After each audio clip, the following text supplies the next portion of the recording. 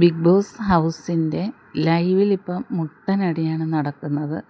Wild കാർഡ്സിന് പണിപ്പുരയിൽ പ്രവേശിക്കാനുള്ള task കൊടുത്തിരുന്നു big boss.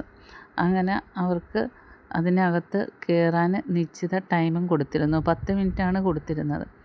അവർ 10 മിനിറ്റിൽ കൂടുതൽ ടൈം എടുത്തിട്ടാണ് സാധനങ്ങൾ ഒരുപാട് എടുത്തുകൊണ്ട് പുറത്ത് വന്നത്.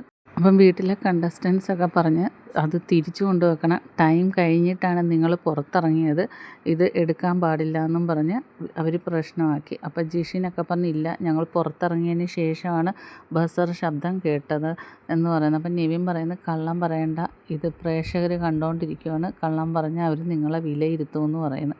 അങ്ങനെ പരസ്പരം അങ്ങോട്ടും ഇങ്ങോട്ടും അടിയാണ്. അപ്പോൾ അക്ബർ ഇവർ കൊണ്ടുവന്ന പൊതിയൊക്കെ മേടിച്ച് വലിച്ചെറിയുന്നതൊക്കെ കാണിക്കുന്നുണ്ട്.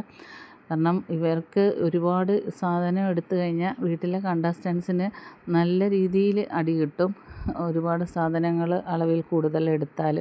അപ്പോൾ അതൊക്കെ കൊണ്ടാണ് ഇവർ ഈ ഒരു പ്രശ്നം ഉണ്ടാക്കാൻ തന്നെ തീരുമാനിച്ചിരിക്കുന്നത്.